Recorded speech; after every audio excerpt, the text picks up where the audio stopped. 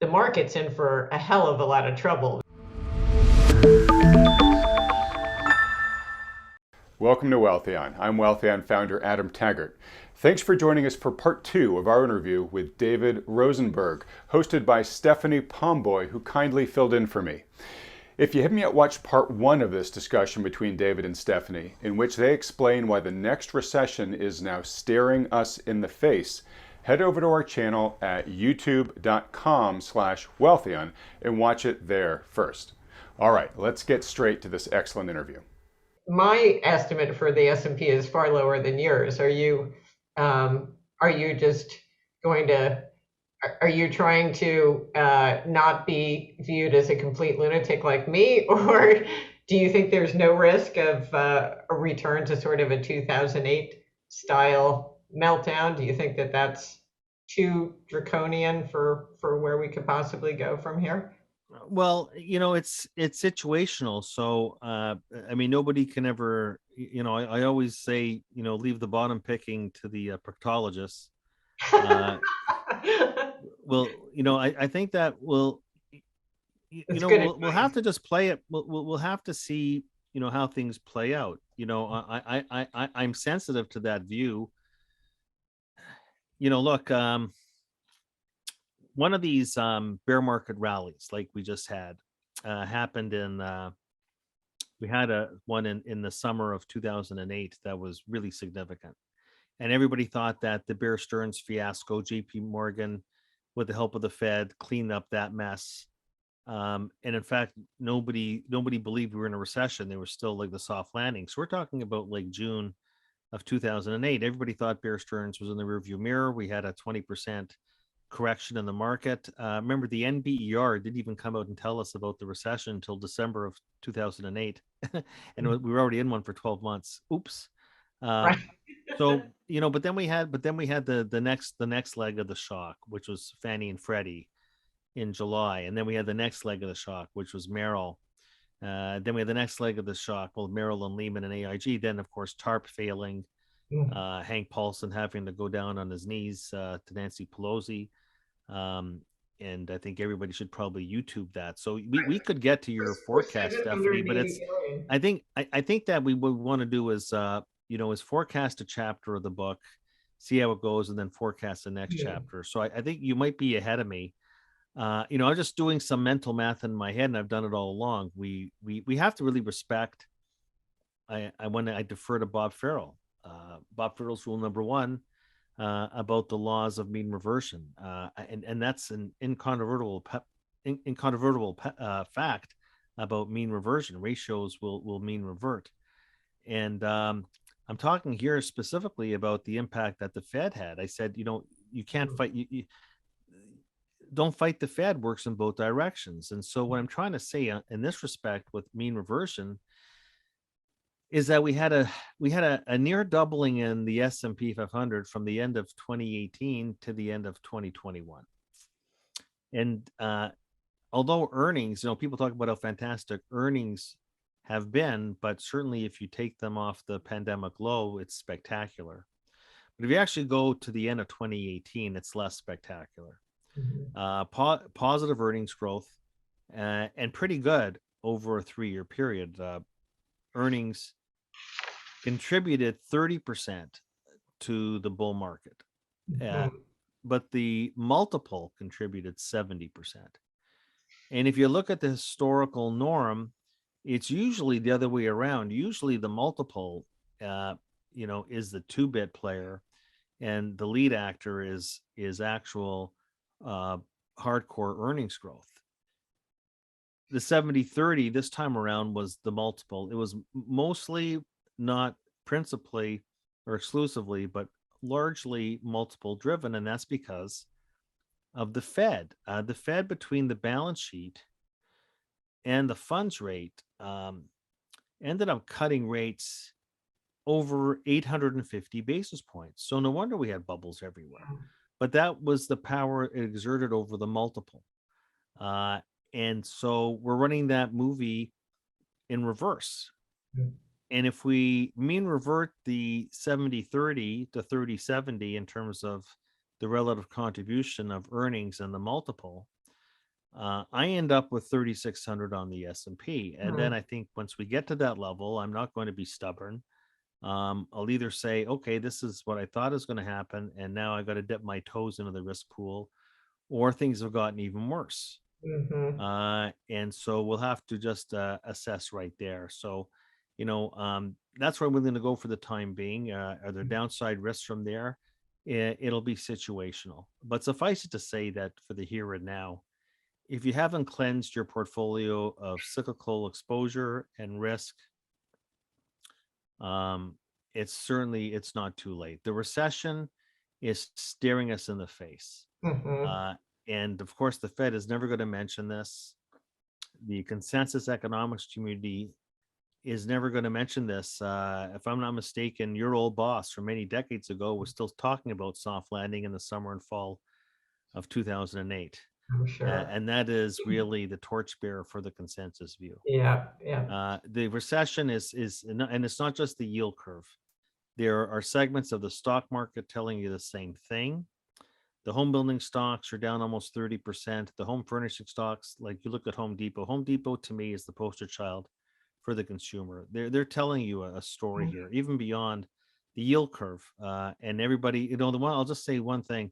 I've gotten one call right this year. It's been a tough year. One call right. I actually said that once the curve inverts, you're going to have every Tom, Dick, and Harry economist and journalist and analyst and strategist telling you to ignore the yield curve.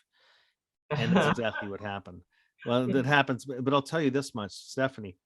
When the yield curve is steep and steepening, when the cycle is young, these economists and journalists and analysts and strategists have no problem with the yield curve. It's only when it Right. Oh flattens and no, inverts it's do people have problem with it. But 100%. and the other part is that, and I heard this today on CNBC, one of the anchors talking about the glories and wonders of a 3.6% unemployment rate. And let me just make this point. Uh, The Fed has the unemployment rate at 3.6% in its projections for the end of 2024. hmm. So 3 years of no change in a 3.6% unemployment rate. And I asked the question, how many times in the past has that ever happened? And the answer is it Zero. never has. Right. So how seriously are we supposed to take, any of these forecasts, or maybe anything that the Fed actually Right. signals? That's really quite incredible. But here's what's important about a 3.6% unemployment rate is that if you look at the history of the unemployment rate, is that when it gets to a bottom, the recession is 6 months away. Mm. I go all the way back to the 1953 cycle. But if you're, I mean, I imagine that if you're a social worker or you work in an employment agency or you're a politician, 3.6%, that's terrific. But if you're in the markets, that is the bellwether, late cycle, end of cycle metric. What you want when the unemployment rate is at the peak is usually at the very end of the recession or the very beginning of the next expansion. And historically, when the unemployment rate's at the peak, and I know the unemployment rate at a peak is a terrible thing, but it's on its way down from there. It's actually a good thing. But that usually you have 68 months of runway for the economy at the peak of the unemployment rate, which we'll probably get to in the next couple of years. Yeah. At the lows, I mean, this is why it's perfect when people say to me, well, the yield curve, but Powell's looking at the 3 months to 18, and this person's looking at, well, the real inflation adjusted yield curve. Everybody's making up their own yield curves. Look, I'm not going to debate. There's only one U3 unemployment rate. There's only one. Hmm. And when it's at a cycle low, the cycle is pretty well in the eighth inning. Yeah. That's all you need to know is that's all you need to know to take. If you don't have to open up the umbrella, but I think you should be taking it out. Well, if you invert that unemployment rate and overlay it with the S&P, it's hard to tell those lines apart. I don't need to tell you that, when the unemployment rate bottoms hits its, tightest level, that's usually the peak in the stock market as well. Yeah. But coming back to this question of the magnitude of risk for the markets and how much downside there is for stocks and corporate credit, your advice is very wise to just do it one chapter at a time. I'm a drama queen, so I like to come up with grand flourishes. But it seems like the answer to the question is going to depend to a great degree, if not entirely, on whether the Fed perseveres when they see the tightening of financial conditions. Do they continue to move forward?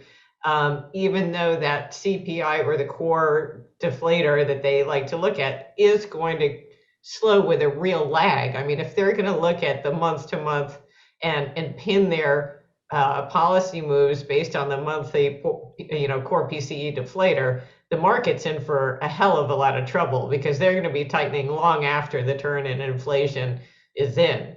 What are your thoughts about the Fed's willingness to, or maybe pig-headedness might be the better way to say it, about just plowing forward in the face of this tightening of conditions? Well, they say that they are data dependent, and the question is, well, what sort of data in this environment is most important for the Fed? So I imagine that the labor market is going to be extremely important. Nobody I know thought we'd be this low in the unemployment rate this quickly. I mean, what have you come down from 15% at the peak, and here we're down to 3.6, and the unemployment rate will be a key statistic. The participation rate will be a key statistic. The wage numbers will be very key. They're, like I said, if this was all happening, in the context of, say, a 6.5% unemployment rate, the Fed would be much more relaxed. But I think that they are concerned that that the longer the inflation stays stubbornly high, elevated in a tight labor market environment, their concern is that this could lead to, the wage price spiral. So that's the Fed to some extent are like portfolio managers. They have to manage risks, and there is no such thing as a sure thing. And so that's the principal risk, is that these shocks are happening at a time of a very tight labor market. So, and I think they'll take a very eclectic approach, not just the unemployment rate, the participation rate, the wage numbers are going to be very important. I think the quit rate, and the churning beneath the surface, these will all be very important. Of course, I think that the other side will be, the classic measures from the isms, like the supply delivery delays. They'll be very important. You're right. The actual inflation numbers are a bit of a lagging indicator. I think they'll be paying more attention on what are the pressures on inflation. And I think principally the labor market numbers will be the most important ones in the next several months. I said before, I think that what's going to catch people by surprise, and I think including the Fed, is the rental component. And I think that, we talked a lot about the stock market, Stephanie. We didn't talk about the housing market. And these are both long duration assets. The housing market doesn't move quite as viciously as the stock market does. What they say is that, in a bull market, the stock market is an escalator, and a bear market, it's an elevator going down. But I think that it's reasonable to assume that housing demand, no matter how tight the supply is, and of course in the new housing market, the supply is getting considerably less tight. And you have a lot of weak hands, as we know. In the housing market, a lot of weak hands. These are institutional investors that might be quick to dump. And we know that home prices, like other prices, feed off momentum. But the momentum here can break. Mortgage rates above 5%, that's a game changer. We've got a situation now where the prices are so crazy with the rise in mortgage rates that the marginal borrower now is facing a $5,000 annual increase in their mortgage payments. And so this is going to cut into housing demand. Therefore, that will cut into home prices at a time when we're going to be faced with a huge supply. Nobody is talking about the rental supply hitting the market in the second half of the year. It is going to be spectacular. So I think all this is going to happen, that the rental, like irrespective, and we can talk about reversal of globalization all we want, supply chains, we can talk about that all we want. Those components and how, in terms of the share of the CPI, is much smaller than the rental. The rental is going to slow down a lot. That to me, that is the canary in the coal mine. Mhm. And so I think that, so I don't actually believe that the Fed, and this is why I'm there saying, well, if you can identify the euro dollar strip where we're starting to price in more than a 1.5% funds rate, and of course the market now is thinking more like 2.5 to 3. Right. Yeah. Those longer dated euro dollar strips that are priced for that last 100 basis points they have That's tightening, great. Yeah. you as an investor, you might want to buy those. Yeah. Or Yeah. maybe a simpler way to do it is just to buy the front end of the yield curve first. Or you When the could recession starts, you want to buy the long end of the curve, but a lot of Fed tightening priced in. yeah. But I think that everything that I was talking about was, well, with the labor market, the Fed will over tighten. The Fed will over tighten. There's no doubt about it. The question is degree. But I don't think they will end up over tightening as much as what is priced in right now, which is huge. And Yeah. that's where the opportunity is to price against what's already, being discounted. And I think they'll stop before that, because not just that they'll see the whites of the eyes of the market, but all the things we're talking about. I think that the pressures on the labor market are going to subside. But I think the real kicker is going to be, we're going to be seeing some real slow inflation numbers. And nobody wants to believe it. It's like, I talk to most of my clients, even they want to believe that the new Yeah. inflation. I have a significant client just wants to spend an hour with me to talk about inflation. Well, And they it's just science, people, you they just refuse. They just refuse to believe that that know. the inflation could come down. It's like we're in a brand new experience, but people don't understand the arithmetic of what the rents are going to do. Well, And they're not, because they're not focused on the data like you and it's, I are. That's and going that to be the big creates, kicker. And I think, but they're going to want to be sure, and I'm not going to say the Fed's on some preset path, but that for the next several meetings they probably are. yeah. So the over tightening we're talking about is probably going to be, at the rate hikes that they might want to engineer this summer. That's going to be the overkill that they did, by the way, in December of 2018. And people say, well, remember the yield curve inverted in August of 2019, and the mantra as well. But there wasn't going to be a recession because it was a pandemic recession. Right. Well, I got news for you. When you look at the monthly pattern of GDP and industrial production before the pandemic, it was pretty Right. soft. We were Yeah. heading in, if not a You're recession exploding. without the Yes. pandemic, a huge Agree. growth turned down. The yield curve picked it Yeah. Yeah. to a T. And that's why, but you see, back then, Powell, stitch in time saves nine, did his pivot. I don't Yeah. know if he's pivoting this time. I'm just telling you, my big concern out of everything that I'm saying is that he's turned into a zealot. Mhm. But I imagine his behavior is such that he'll probably pivot again. Who knows when? But I'll say that, I was struck when he compared himself to Paul Volcker. I mean, that's hallowed ground. People forget that Paul Volcker was not revered, but reviled back in the early 80s. He's put together back to back enormous recessions, and that killed inflation. But if Powell thinks that he is the new Paul Volcker, well, remember that what the Paul Volcker put was. We talk about the Greenspan put. What's the Bernanke put? People ask, what's the Powell put? What is the Powell?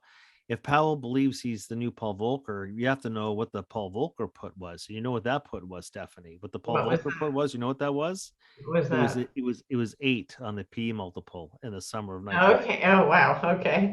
So that'll feed, no matter what earnings you want to have, that'll feed into your stock market view. Yeah, for sure. Well, Dave, I know that you have another engagement that you need to get to, and I just want to thank you again. I mean, again, I feel like we didn't get enough time in, but we'll have to do this, and maybe in a couple of months we'll be able to compare notes on how many things we got right, hopefully. But thank you so much. Where can you tell everyone in the audience where they can find you on your various social media or your website? Sure. Well, I think that if you just go and Google Rosenberg Research, it'll take you. You just click on. It'll take you right to the website, and we do provide. And this will be my only shameful plug is that we do offer a 1 month free trial of all those services, because I believe that everybody's tire has to get kicked every now and again. So take advantage of the free trial. But just Google Rosenberg Research, and it'll take you right to the website. That's awesome. And I can't recommend Dave and his work high enough. I mean, you make the rest of us look lazy with the not just the quantity of material you turn out, but more importantly, the quality of it, which is just second to none on the street. So if people haven't already signed up for that free trial, they're got to go do it right now. So there's another plug for you. But and then finally, a plug for Wealthion. If you enjoyed this video and you want to see more, just hit the like button and we'll get some more great content to you. But in the meantime, thank you so much, Dave. It was great to see you, and good luck. We'll compare notes soon, I hope. Well, I hope I get a chance to visit you in Florida, because anytime. There's no such thing as spring in Toronto. So it's permanent spring down here. So good deal. I hope to see you soon. Yeah, you too, Stephanie. All the best. Thanks again. Thank you. Bye. Okay, take care.